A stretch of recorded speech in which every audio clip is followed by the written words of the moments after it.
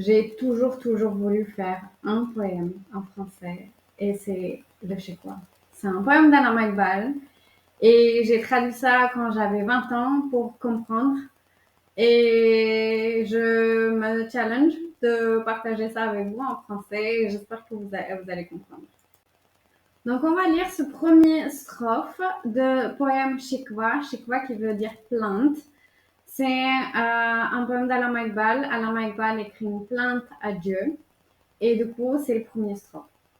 Ça se lit. Kyun ziakar banu soud faramosh rahun fikre fardana karun mehve game dosh rahun. Ziakar, c'est quelqu'un qui va à sa perte. Donc, qui fait un business qui va à sa perte. Soud faramosh, ça veut dire quelqu'un. Soud, c'est le bénéfice. Ça peut aussi être l'intérêt. Soud faramosh, donc quelqu'un qui nie ses intérêts, c'est quelqu'un qui va à l'encontre de ses intérêts.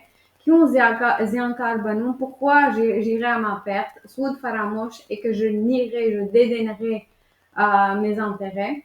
Fikre farda nakarou mehve rame dosh rahon. Fikr, c'est la préoccupation. Farda, c'est demain, et du coup, ici, figurativement, c'est le futur. Fikre farda nakarou, que je ne me préoccupe pas de demain. Mehve rame dosh rahon. Ram, c'est la peine. Mehev hona, c'est être concentré ou être ancré, être emprisonné, être dedans.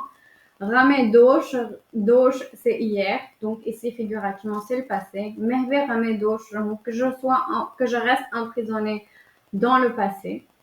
Kion ziakar banu soud faramosh rahon fikre fardana karo mehve rame dosh rahon. Pourquoi je penserai à ma perte et que je dédaignerai mes bénéfices et que je ne me préoccuperai pas de demain, mais resterai emprisonné dans le passé.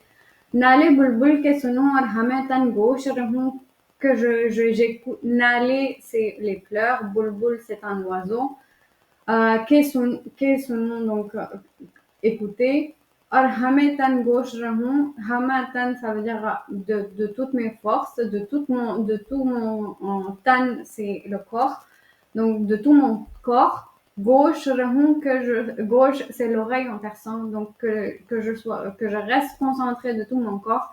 Nale bulbul ke sunon और हमें तन gauche, que j'écoute les pleurs de bulbul et que je reste concentré à 100%. Ça veut aussi dire figurativement que j'écoute les bruits du quotidien et que je reste concentrée dans ces bruits-là, en fait, dans le métro, rester emprisonné dans le métro boulot dodo quelque part.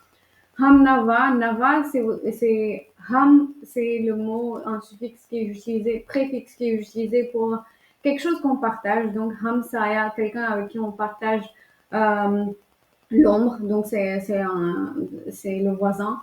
Hamdard, celui avec qui on partage nos peines. Nava, c'est le son, donc quelqu'un avec qui on partage le son, la parole peut-être. Donc Hamnava, ici ça veut dire ami. Hamnava, mais bhi koi gul hoon, gul c'est le mot pour une fleur. Est-ce que je suis en fleur? Est-ce que je suis en fleur qui n'est pas douée de capacité de parler? Suis-je en fleur pour ne pas parler de moi, de mes préoccupations? जुर्रत आमोज मेरी ताबे सुखन है मुझको शिकवा अल्लाह से हाकिम बदन है मुझको जुर्रत करना c'est oser quelque chose जुर्रत आमोज quelque chose qui me pousse à oser qui me rend capable d'oser मेरी ताबे सुखन है मुझको ताबे सुखन c'est la rhétorique donc la capacité de parler bien. Donc, Jurat Amos, mérite Abbé Soukhan Hemouchko, ma rhétorique me rend puissante, me rend capable d'oser quelque chose, de parler. Shikwa Allah c'est Hemouchko. Donc, ma plainte est dirigée et adressée à Dieu.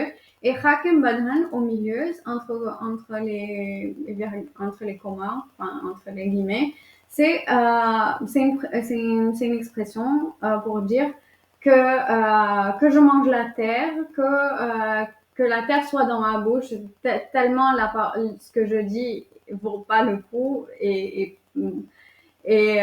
pas désirable. Mais là, par exemple, ici, on peut traduire par que Dieu me pardonne. Que Dieu me pardonne, ma plainte s'adresse à Dieu.